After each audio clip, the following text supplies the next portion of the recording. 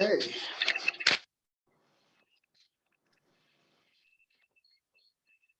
All right. Good morning to everyone. My name is Reverend Seifu. I'm the Executive Director of Spiritual. Good morning to everyone. My name is Reverend Seifu. I'm the Executive Director of Spiritual.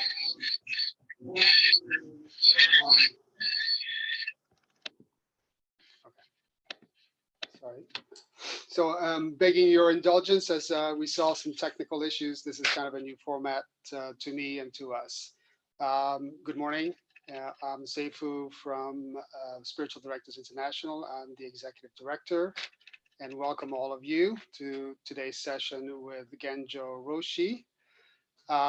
Probably most of you know him, but for those of you who don't, Genjo is a longtime spiritual director, psychotherapist, and Zen master, Zen teacher, which is a wonderful combination of skills that he brings to bear in all sorts of ways, and that we think are particularly relevant to the current crisis that the entire planet is going through. So I'd like to welcome him.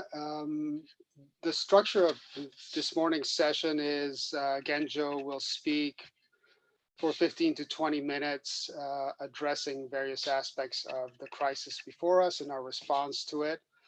And then the bulk of the session will be questions and answers. So you will see at the bottom of your Zoom screen, if you are on the Zoom link, if you're on YouTube, you're watching passively. But if you are on Zoom, you will see both the chat button on the right and the Q&A button on the left, where you can ask questions after Genjo Roshi is done with his chat. And then I will act as a moderator for those questions and um, feed as many as I can to Genjo for his responses. So without further ado, I will turn it over to Genjo.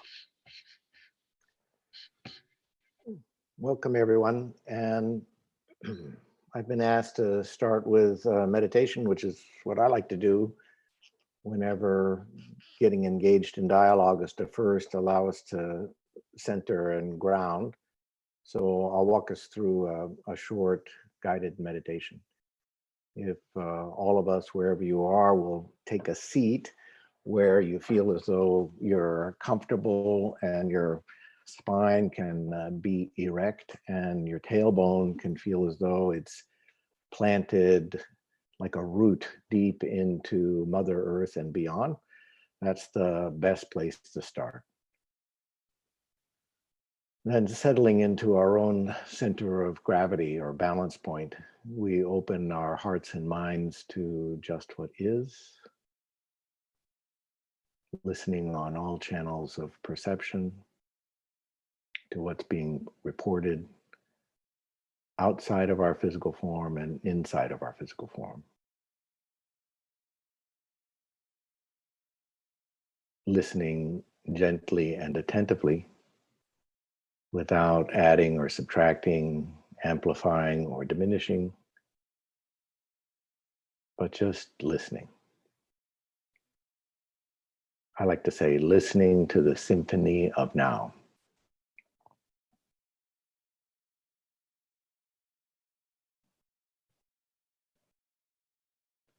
Listening in this way, all of our hearts begin to feel as one, even if we're all over the planet, sitting here together.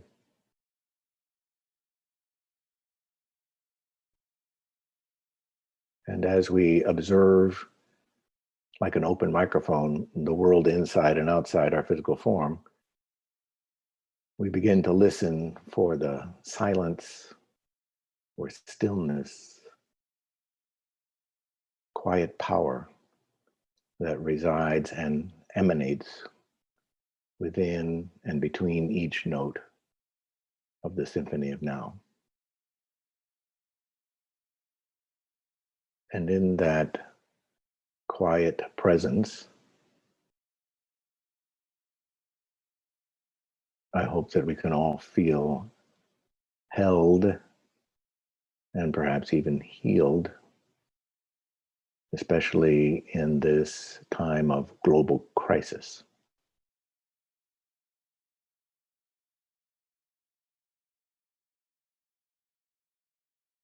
As we allow ourselves to be in communion with each other and our environment and the globe, we put our hearts out in an embracing way to all of those currently suffering from COVID-19 and their families, so that we bring them into the quiet power with us, so that they too feel held, embraced, and their healing is fostered.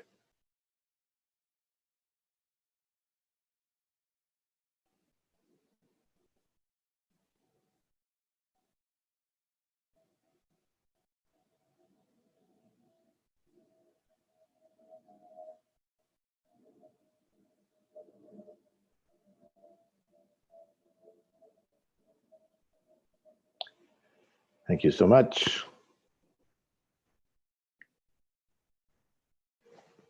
And the title of today's talk was titled Sunfaced Buddha, Moonfaced Buddha. It comes from a case in something called the Hekigan Roku, which means the collection of koans called the Blue Cliff Record, and it's from case number 3.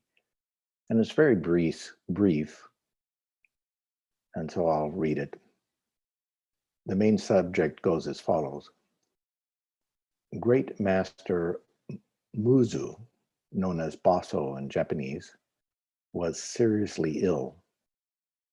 The chief priest of the temple came to pay his respects. He asked, "How do you feel these days?" The master said, "Sun-faced Buddha, moon-faced Buddha." And the question is, what does this imply?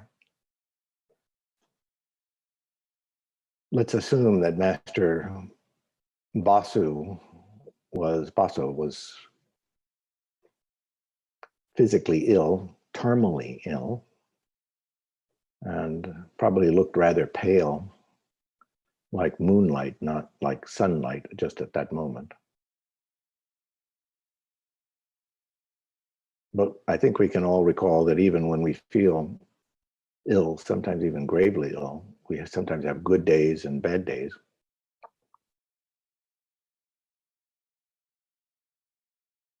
And the key is whether we're feeling well or poorly, that we always have our Buddha nature to draw on.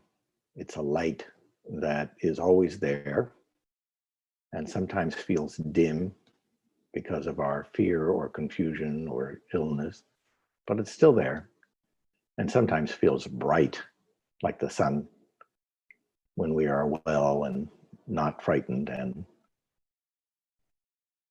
maybe walking along the flowers at Seward Park in Seattle, seeing Mount Rainier. Our face and our countenance feels like sun-faced Buddha. And Zen Master Baso was saying that, yes, sometimes we feel like moon-faced Buddha and sometimes we feel like sun-faced Buddha. But the key, I think, of his message was that we're always have access to our inner light, and it's always shining. It doesn't need to be attained. Perhaps we cultivate our awareness of it, but it brings peace of mind whenever we're aware of it, however dim it may be on a given moment or day.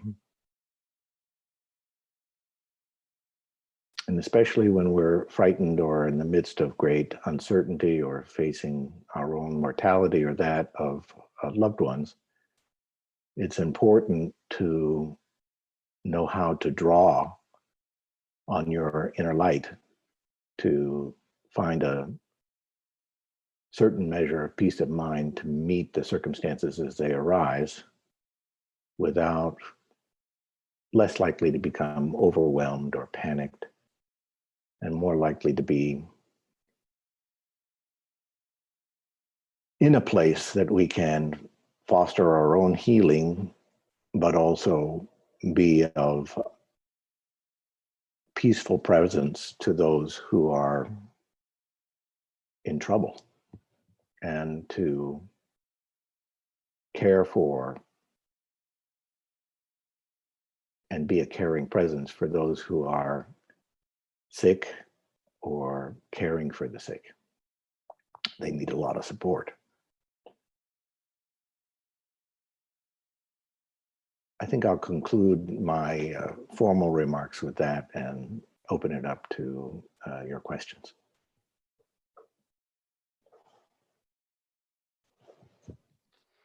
Thank you again, Joe.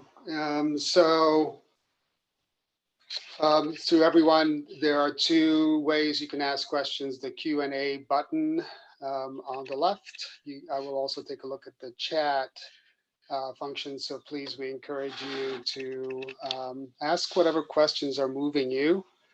And I'll start with one of my own, again, Joe, which is you referred to fear. And it seems like we're living in times of greatly magnified fear, both our individual fears and our collective fears. And people process that in all sorts of different ways. Most of us are cooped up in our homes, restless, uncertain, anxious, tremendous economic hardship for so many people who are losing their jobs, who are struggling to make ends meet.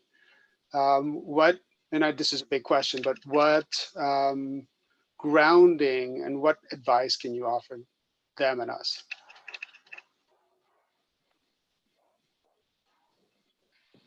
Whenever we're facing great uncertainty, we're uncomfortable. And one of the things that we offer here at the temple and online is meditation every single day. So it's free and anyone can join in on any kind of device and meditate. There's lots of different places to meditate or do centering prayer, but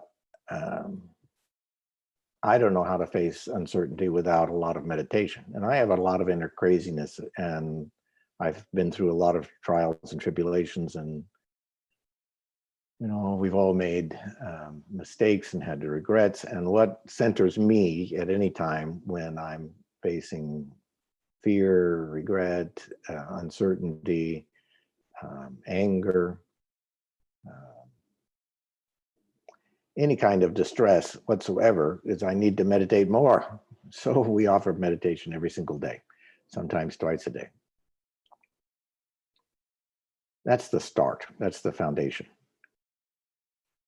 And then one of the things that I've learned from Zen is that you make the best meal with the ingredients you've got. Sometimes you've got wonderful ingredients, lots of beautiful food to choose from and mix. But often we may on some days only be dealing with scraps. And in those circumstances where our fear will go up and we're not going to be able to make a very full meal, but we make the best meal that we can possibly make with the ingredients that we've got, even if it's scraps. And we do the best we can.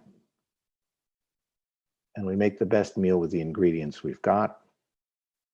And part of that might be, filing for unemployment or sleeping on a friend's couch or whatever we need to do to make the best use of this day. we take what ingredients we have access to and make the best meal. That doesn't mean we're always going to be comfortable.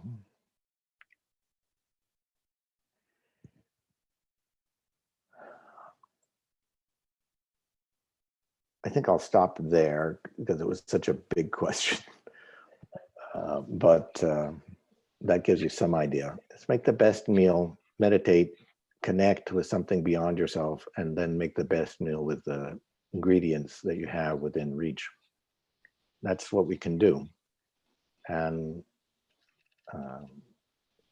the beat goes on, and we go straight forward, even unto our last breath as necessary.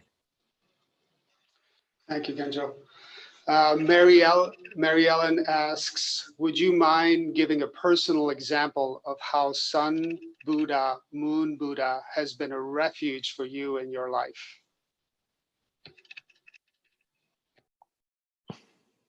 Well, Sun Buddha is the easy part.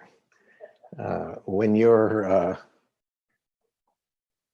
feeling the bright sun, like when I ride my bike down to Seward Park and I took this picture of Mount Rainier and Lake Washington the other day. That's the background. I'm in the sun, you feel the sun. I'm exercising. Feels pretty wonderful, even in the midst of great uncertainty and great problems, global problems, or wondering whether or not someone close to me has COVID-19 or whether or not I'm going to get COVID-19. So in the midst of uncertainty, when you're feeling the sun, all problems seem to disappear even in the midst of problems. Now, Moonfaced Buddha is definitely when you're feeling scared or weak or sick, or you're full of regret or doubt, then one's practice really comes in handy, because I take refuge in my practice, which helps me connect to the light even though it feels very dim, because I have some faith that it's always there, even in the midst of the deepest trial or tribulation. But I have to remember to return to practice in order to feel it. Then when I feel it, even in the midst of being very ill, I had to go, for example, I had to go in for 3 surgeries one time in 1 year. I'd never been in the hospital before, but I could draw on my practice to be in the hospital and find it more like an adventure than a trial, because I could draw on the practice. So that's an example where I could tap the inner light, even though I was incapacitated in various ways. And at one point I was having a back surgery. I remember that when I went in for the exam for the back surgery, my blood pressure spiked, and they were really worried that I was going to have a stroke right there in the examination room. And this was just in preparation for the operation. It wasn't the day of the operation. It was just talking with the surgeon about what was going to be done. And my stress went way up. But by the time I got to the hospital for the operation, I was pretty calm. And of course, they give you things to help you be calm, but it wasn't scary because I had really worked on being ready to enter the hospital for the operation. And I was in touch with the light, the inner light, regardless of how brightly it was shining. So there's an example. Thank you. Joan asks, as a spiritual director who is serving clergy and other spiritual leaders, how much of my own fear and uncertainty should I share with directees? There is such a thin line between being present and being real, or perhaps they are one and the same, ? I think it's always useful to self-disclose to some extent, but not make the time together about you. But we do want to relate that we too are feeling the fear and the uncertainty, and that, you know, we too are facing trials and tribulations about ourselves and people that we know. We just don't want to overwhelm the session with so that they end up being our spiritual director. You still want to remain in the role of host, and the directee or the person's coming to you for companionship or counsel, you want them to be the guest and to feel like the guest. And that's where, as long as you are feeling like the host and they're feeling like the guest, I think you're doing well to do some self-disclosure. One of the most powerful things is for someone to realize that you too are feeling the fear or the uncertainty or the doubt or the trials or tribulations, and they can see that you have some mechanism of dealing with it. That's what people want to see. It's not that they want to see someone who is never frightened or is never worried or never troubled. They want to see someone who, in the midst of fright and trouble, has some mechanisms for grounding and peace of mind and a caring, open heart. That's what everybody wants to see. So you hope that you're able to provide that in the midst of our own trials and tribulations and fears and doubts. Matt asks, how can one hold a posture of joy, experience quote unquote peace of mind, while also taking seriously the suffering of others? Well, the whole world is suffering regardless of the pandemic, and the whole world is joyous regardless of the pandemic. So learning how to hold the, you know, when I do Zazen or seated meditation or contemplative prayer, first I had to learn how to hold myself. Then I try to hold the room that I'm sitting in. Then I try to hold the neighborhood. Then I try to hold the region. Then I tried to hold the continent, and then I tried to hold the planet. And it's not that hard. That's not, when all you're doing is sitting and doing contemplative prayer, it's not that hard to embrace the planet in all of its joys and sorrows. And the trick is to get up from contemplative prayer or meditation and to walk out of whatever sanctuary you're in and bring that out into our daily lives. That's not so easy.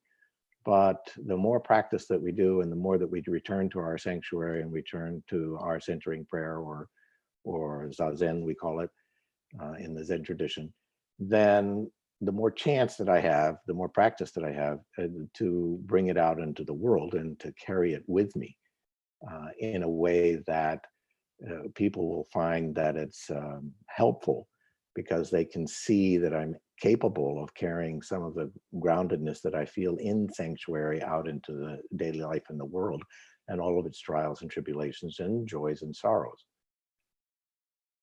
I want to be the kind of person out in the world that you would want to be in a lifeboat with the ship was already sunk, and you only have a few supplies, and you're out in the middle of the ocean, and you have no idea whether or not you're going to get rescued. What kind of people would you like to be in that boat with you? And whatever qualities of the kind of person you would like to be in a boat in that kind of situation, that's where you hope to be when you're coming out of a sanctuary and contemplative prayer and meditation. So you hope to be those qualities that you would like to find in a fellow passenger who's stuck with you in a lifeboat out in the middle of the ocean with few resources. And I don't know how well I am at that, but that's what I'm shooting for. That's the flag that I'm putting in front of me. Valerie asks, actually, she shares with all of us quite courageously, I would say. She says, I care for my husband who has dementia. Diaper, feed, dress, bathe, care. I've survived 3 leukemia bouts and 2 transplants. During this time when my access to health treatment and monitoring is limited, I'm experiencing a profound responsibility of care in my husband's dependence. My responsibility is similar to a physical weight upon me. I would not trade or depart from my husband. I'm growing deeper in love, but I seek the abundance of lightness about me. How would you respond to that?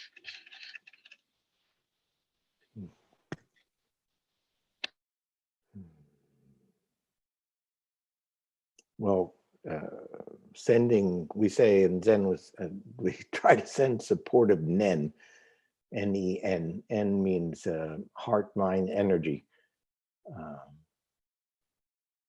I don't know how much good that does, but I think if all of us who are listening to this are sending you right now a little heart, mind, energy, that that you can feel it, and you can feel our embrace for your situation and support for you in this weighty time and difficult circumstances. You know, we can't do this alone. We have to share with others. So I hope that beyond this meeting that we have right now, that you're calling on as many people as possible to share the burden, because we're all interconnected and interdependent. And this is the time, such as this, that we really need to demonstrate that we're there for each other. So reaching out right now as you are, but every day to as many people as you think can possibly be of support, direct support, or even heart mind support. Keep reaching out just as you're doing right now. And again, I can't emphasize the importance of practice, even if it's 5 minutes or 10 minutes multiple times a day, because you can't spend an hour meditating or in contemplative prayer. Take that 5 minutes or 10 minutes and restore yourself and call on your inner faith to feel the inner light and let it hold you and restore you, so that after 5 minutes or 10 minutes of doing that, you have a bit more energy to face the great dilemmas that you're in the midst of. And be sure to call on everybody that you can call on. And I know that everyone right now listening is sending you heart, mind, energy. We are. Chuck asks, what can we do for the person next to me in everyday life? One example, while you're in the lifeboat, and I think, Enjo, this is a variant of, how do we figure out what is ours to do?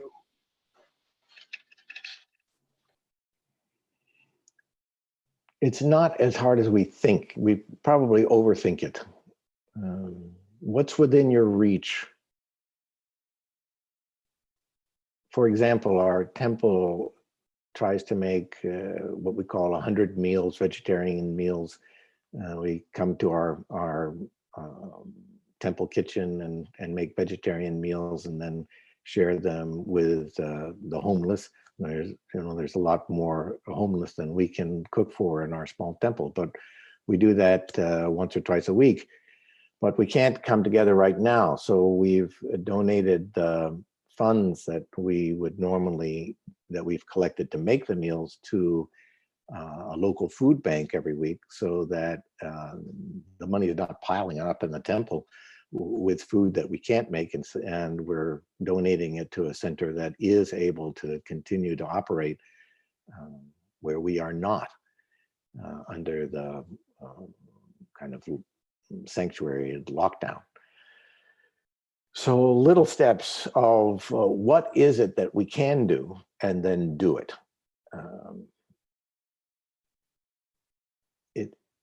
What's in front of us to do, if we're centered and grounded, will present itself. And then it's not even really so much a question. It's just do what's in front of us to do within our reach. I wonder if you could speak a little more about self-care. There's already been a couple of questions about how do we balance taking care of others with taking care of ourselves. And obviously we can't effectively take care of others if we're kind of crumbling inside, and our mask is at risk of slipping off at any moment. So can you say a few words about the importance of self-care in these times? Well, if we can't, indeed, if we can't care for ourselves, we're no good to anybody else. And so I don't think you can overrate self-care. If it tips too far, I suppose it becomes a kind of selfish indulgence. And I'm not talking about that, but the historical Buddha talked about finding the middle path. And definitely a big part of the middle path is sufficient self-nurturing. That doesn't mean excessive self-nurturing, but sufficient to have the energy to make use of the best use of the circumstances that we find ourselves in today. If we're not making the best use of circumstances, and we realize that at the end of the day, gee, I was so exhausted, or I was so pained I couldn't think clearly, or I was so frightened that I couldn't think clearly, and therefore I had missed opportunities of how to make the best meal with the circumstances and the ingredients in front of me, then you need more self-nurturing. And you have to prioritize that for the next day or today, that, okay, I'm out of balance, that these are signs that I'm out of balance and I'm going to need more sleep, I'm going to need more meditation, I'm going to need more nurturing my physical form in one way or another, so that I can be most effective in this day or the next day, making use of the ingredients that are in front of me. So a question here says, what does connecting to the quote unquote inner light feel like? How do you know when you're connected to that inner light? Well, you definitely know. And you definitely know when you don't know. When you know, there's definitely a kind of peace and joy and restoration and lightheartedness and open-heartedness. I think a key word is open-heartedness and equanimity. That's how you know. If you're feeling those two things, a loving presence, an open-heartedness towards the world and yourself, and a kind of equanimity or groundedness, I would imagine you're feeling the light. And if you're not feeling those things, you're probably not feeling the light. It's always there. It doesn't have to be, it's not something you have to make. It's always there. It's between our fear and exhaustion, doubt, remorse, and anything that's difficult, it kind of shuts down our ability to feel it, but it's always there. So when we have practice, it takes that shutdown condition and slowly opens it up. And then we start to feel it. We start to feel the peace of mind. We start to feel the open-heartedness. We start to feel rested, and we start to feel energy. And then we even start to feel on the cushion motivated, like I've got so much energy now, and I see what needs doing and I want to get out and do it. It's time to get up and go do something. And it's probably better to wait for things to settle enough so that the energy of the inner light can bubble up. My ordination teacher, Genki Takabashi, talked about it as though it was a fountain. And when that channel was open, you could feel the fountain of energy, of a loving presence come up, just kind of bubbled up like a spring. And the spring's always there. And our own inability to connect with, our surface inability to connect with the deeper spring is what practice is all about. I have a question. There's several more, which is wonderful. So thank you, everyone. Please keep your questions coming. My question, Genjo, is, you know, I've been encountering a number of people who are at their wits' end for a variety of reasons, usually health related. And who are basically seeking solace and refuge and a way out of their despair. And I wonder if you could say something about how they might shift their perspectives to get out of the pit of despair that many of them find themselves in. Hmm.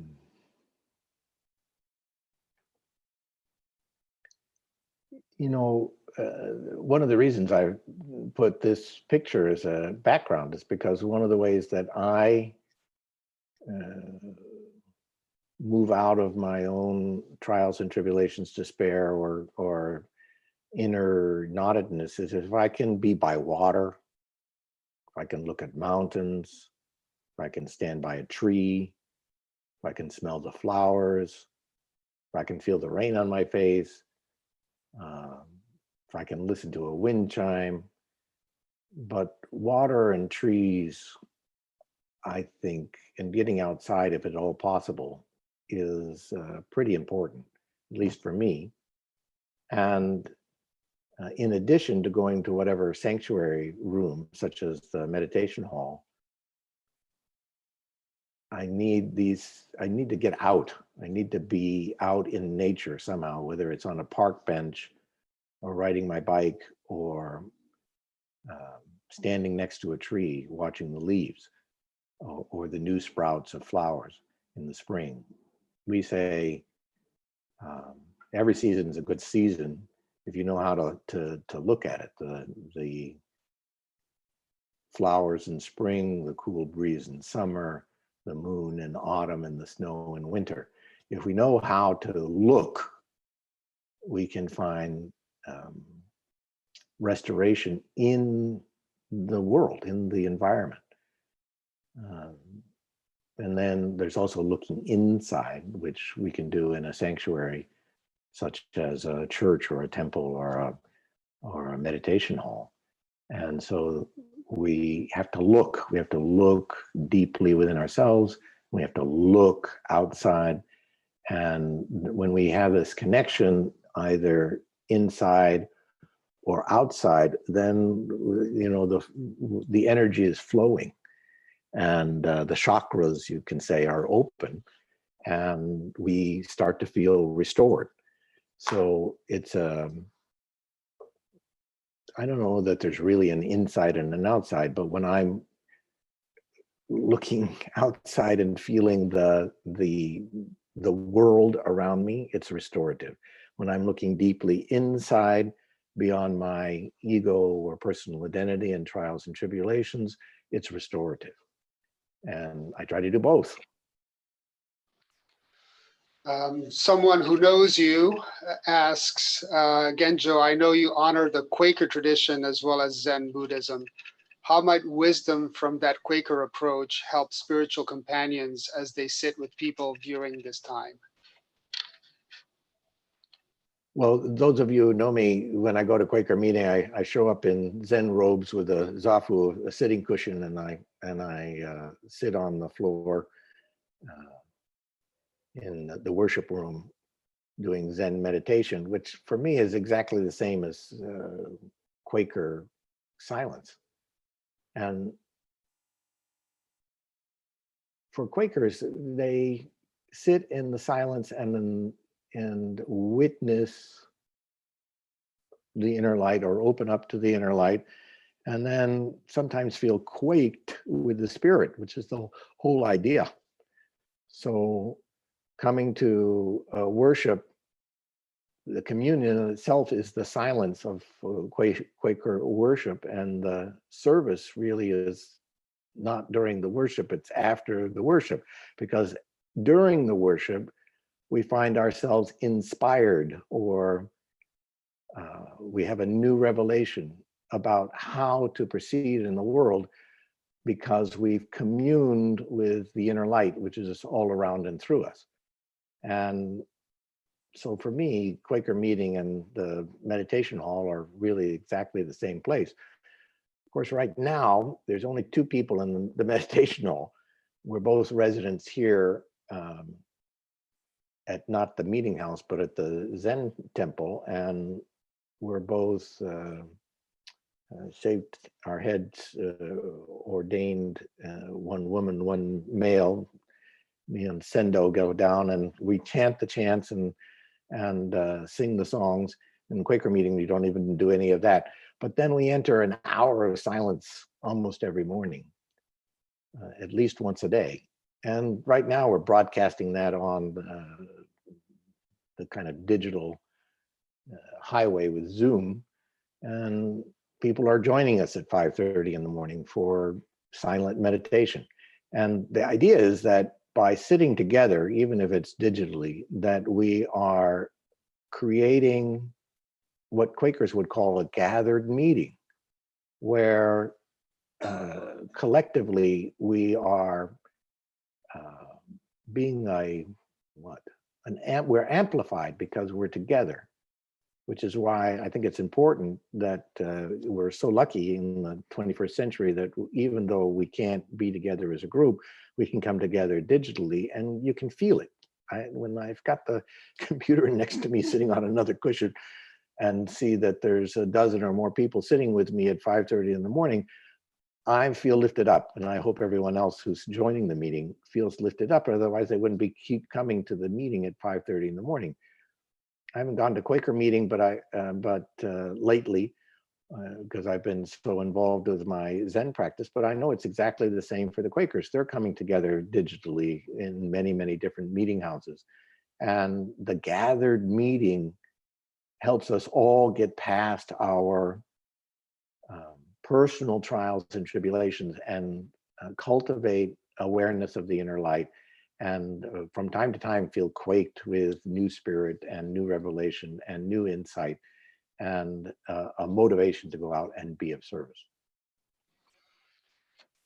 Lynn asks, I'm encountering people who have not taken regular spiritual practice seriously and now want to quote unquote do them, like taking a pill, to get immediate relief. How do I encourage them while also setting realistic expectations?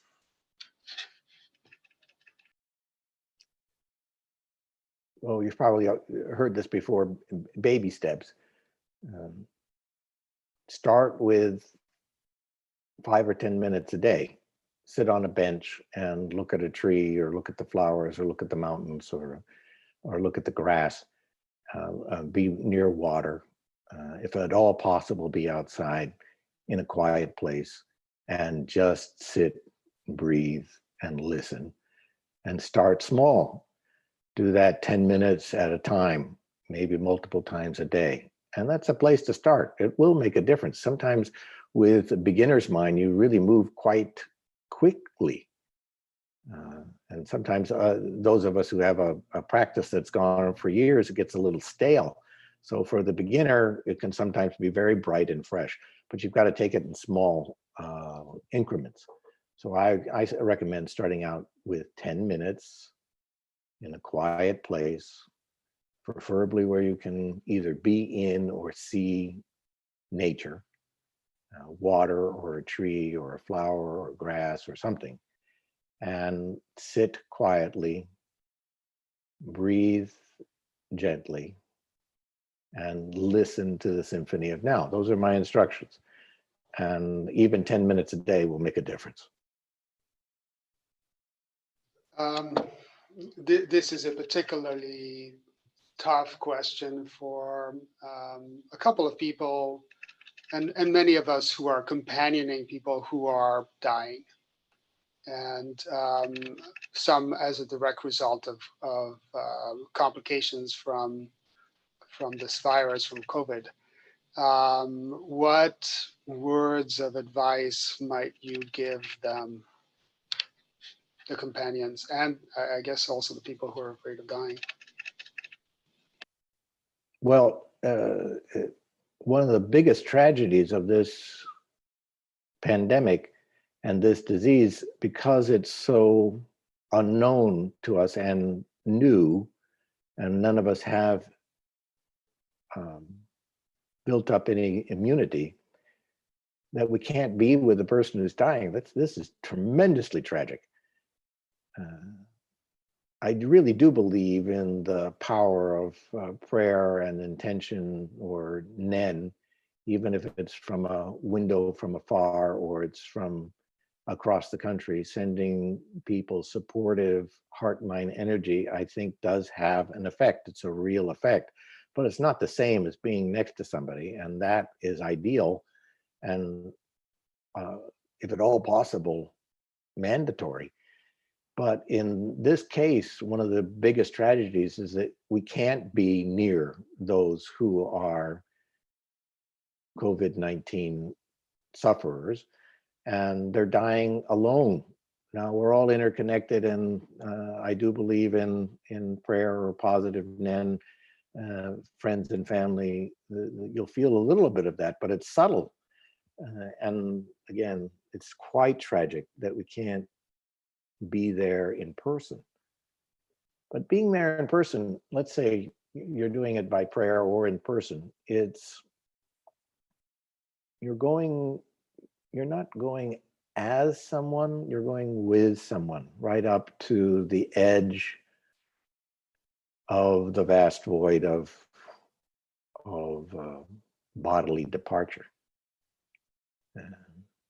We're being companions, literally just being companions.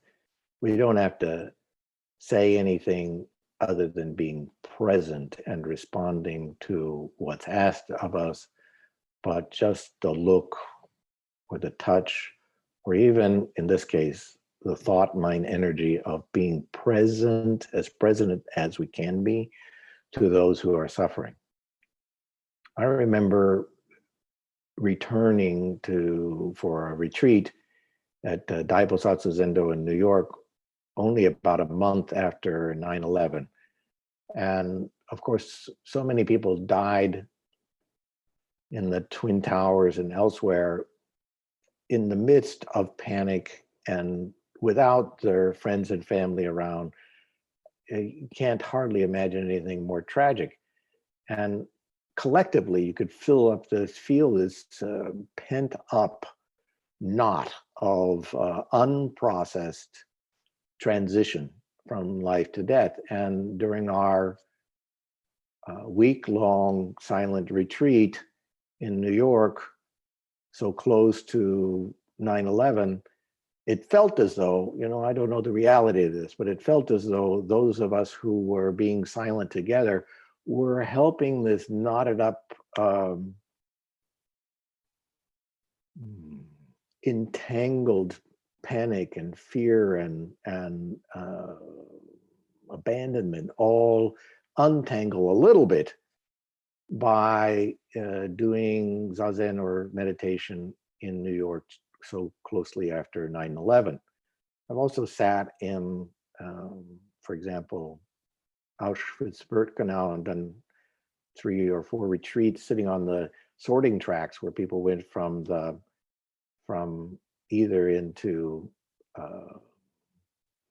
essentially slavery or the gas chamber. And you could feel, again, this knotted up, even after 70 years, you could feel this knotted up angst and panic and sorrow. And you can still feel it. You can still feel it in the ground, literally in the ground, in the location. So when a bunch of us called Zen peacemakers would come and sit there from all over the world once a year in November to right there, sit on the sorting tracks, and we would read off names. You could still feel the knotted up energy, still knotted up and still loosening and unfolding a little bit. Anyway, that's what I have to offer about that. Alyssa asks, if we look at humanity as a being, quote unquote, on a collective spiritual journey, do you see that this pandemic has the potential to be an opportunity for encouraging collective growth? Can you speak to this collective perspective and how we can respond to these circumstances to better support the psychological evolution of humanity? Well, the pandemic is certainly brought the whole planet into a kind of stop, look, and listen condition. And as we watch dolphins swim in the canals in Venice, or we see the air pollution clear in China and India, and even here in Seattle, we can see better what our human impact is. I mean, we're a very young species, only been a species for a couple of 100,000 years. Life has been on the planet for more than 3 billion years. And it's really only in the last 1,000 years or two that we've been starting to have such a radical and negative impact on the whole planet as a species. And yeah, I really hope this is a kind of wake-up call where we have the opportunity to stop, look, and listen in the midst of our shutting down, quarantine, and social distancing, to look at the world anew and to look at our impact on the world anew. And that may be one of many possible silver linings that are to come from this collective trial and stop, look, and listen kind of opportunity. You know, I don't know how much we'll make use of it collectively, but that's my hope. This is related to some comments I think you made earlier from a question from Bruce. I'm finding it necessary to go outside and walk through my neighborhood to get my body moving, my blood pumping, and heart beating. How do I bring into those walks a sense of meditation and connectedness? Well, be sure to look at the trees or the grass or the flowers or the mountains or the water as you're doing the walking. Open your eyes, look, breathe in a slow, regular pattern. And as you're walking, we say in walking meditation, instead of printing hurry and anxiety and the kind of rush that we normally have, even if we're walking fast, to print with each footfall a kind of peace or groundedness or open-heartedness. You might even say those words to yourself as with each footfall: peace, open-heartedness, caring attention, feeling rooted or grounded.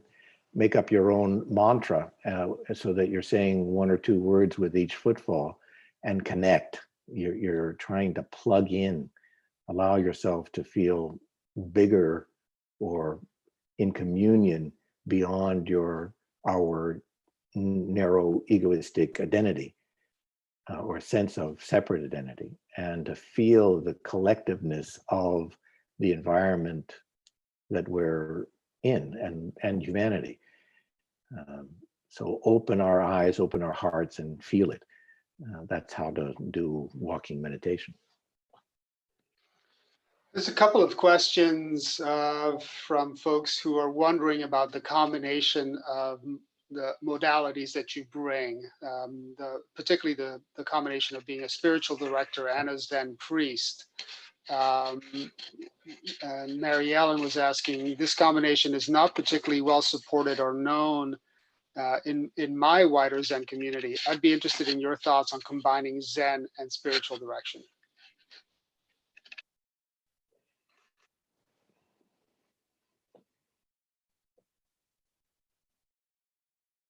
Well, a lot of Zen practice is about listening. And I think that's the key point of spiritual direction, is to listen to another person's journey as they explore their relationship to the divine or spirit as they understand it. And in deep listening, which you can do in meditation or you're doing as a spiritual director, then you're listening and reflecting gently what your sense of their journey is, and where their communion or unfolding is possibly locked up or blocked. And I'm doing the same thing in Zen when I'm in the what we call the Dokusan room, which is an interview room where I'm seeing people one-on-one. I'm listening to something that someone's bringing me from their heart, and I'm making some reflection. Maybe my reflection is, well, let's just sit with this together. I don't need to do anything more than sit with what's being brought. Oftentimes, that's the most important thing in spiritual direction, is just to be sitting with what's brought to you from the intimacy of another person's journey. Sometimes there's a reflection that feels appropriate or bubbles up from me, and I'll make that reflection. And then the time is concluded. It doesn't have to be long. In spiritual direction, of course, I do a kind of traditional 45-minute or 50-minute hour, but most of it's listening. I never start with anything except some meditation. I start with some meditation for me and the companion that I'm with, and then I listen. I don't start the conversation. And you see where this conversation goes, and I don't interrupt it. And when there's a pause, and it looks as though in that pause they're looking for some response. If I've got something that's bubbled up, I'll share it, or I might just simply say, "Can you tell me more?" If I'm curious, or I'm trying to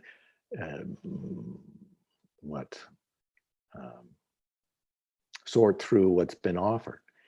So it's a lot of listening and very little reflecting. It's the same in Zen as it is in spiritual direction, at least as I understand it.